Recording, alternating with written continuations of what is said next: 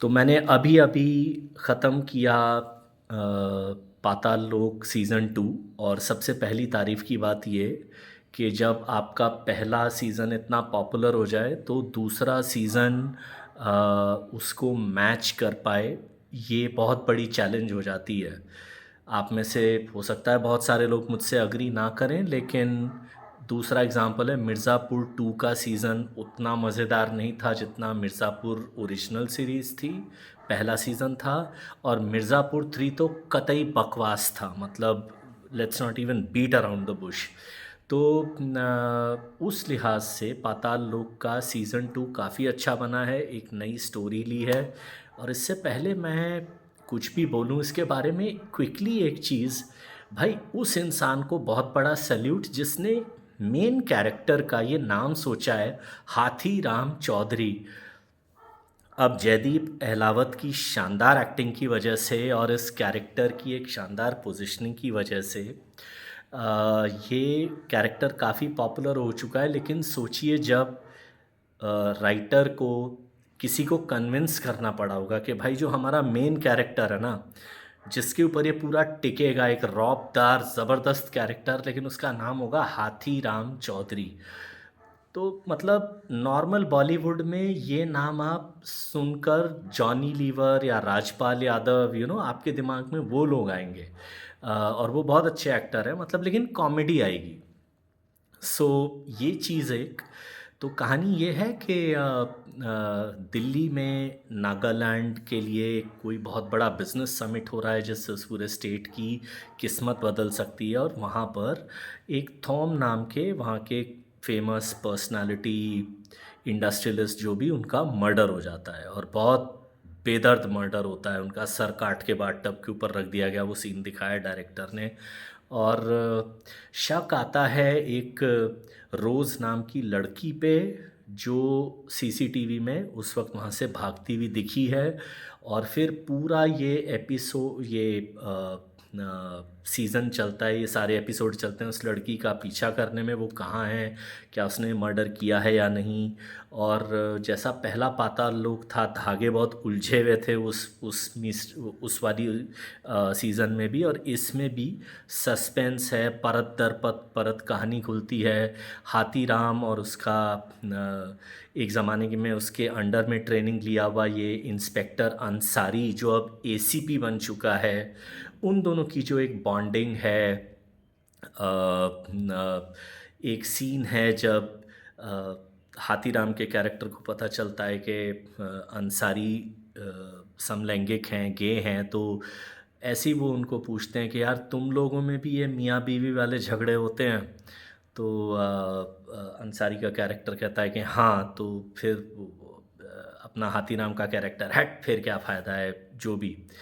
और ऐसे दिलचस्प, थोड़े इमोशनली डीप ऐसे मोमेंट्स के सहारे कहानी आगे बढ़ती रहती है। और फिर एंड में पता चलता है कि कौन है जो इस सब के पीछे था, किसने क्या करवाया। बहुत ही अच्छे ढंग से लिखी गई है कहानी। और वही सारे धागे एक एक करके एंड में जुड़ते हैं। बहुत इंटरेस्टिंग कैरेक्टर्स हैं, जैसे एक वो छोटा 5-6 साल का बच्चा जिसके माँ बाप एक या दो रात में उसके मर जाते हैं।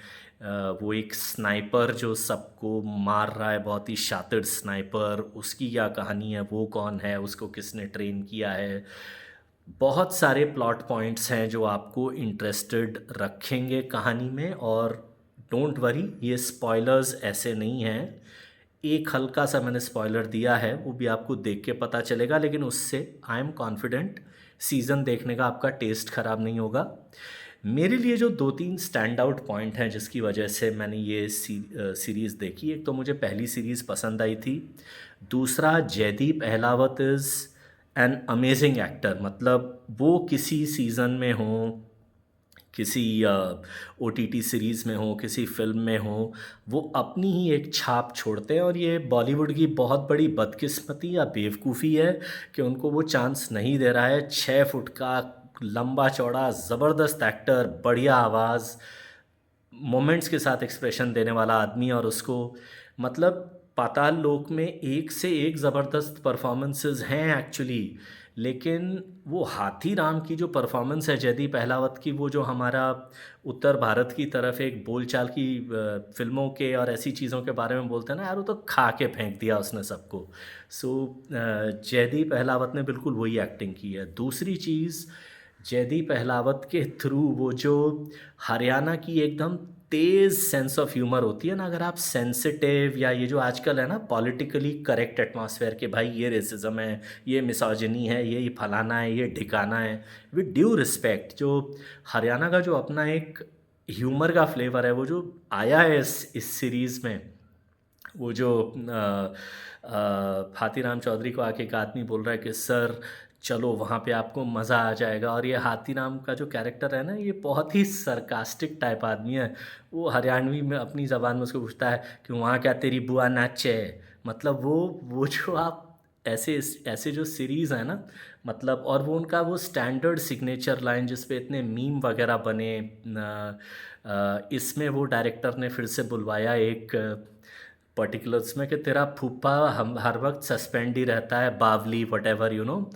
सो ये एक चीज़ है। उसके अलावा जैसे मैंने कहा ट्विस्ट एंड टर्न्स, उसके अलावा नागालैंड के एटमॉस्फेयर को या वहाँ की सिनिक ब्यूटी को जिस तरह से कैप्चर करके दिखाया गया। दूसरी सबसे अच्छी बात ना, ये जो पाताल लोक के पहले सीज़न की हल्की सी एक वो थी। इस बार डायरेक्टर ने शायद उसको अवॉइड किया बड़ी चालाकी से। उन्होंने इसको ज़्यादा वो भाषण छाप जो बन जाते हैं ना कुछ ओटीटी सीरीज़, वो उन्होंने नहीं बनने दिया कहीं पे भी। और लगातार ये दौड़ती रही सीरीज़, मुझे काफ़ी पसंद आई। आई थिंक आप में से जो लोग इमोशन और क्राइम थ्रिलर टाइप मिक्स को बहुत पसंद करते हो ना, उनको मुझे लगता है पाताल लोक काफ़ी पसंद आएगी, क्योंकि इसमें सब चीज़ें हैं जैसे मैंने कहा, वन लाइनर्स, ह्यूमर, परफॉर्मेंसेस, और जिसे इंग्लिश में कहते हैं इंट्रीग, और वो मतलब कि क्या हुआ, किसने क्या किया, वो जो एक एलिमेंट होता है ना। तो आप ज़रूर देखें, टाइम वेस्ट बिल्कुल नहीं है ये, और एक अच्छा संडे बीत गया मेरा इस ओटीटी सीरीज़ को देखकर।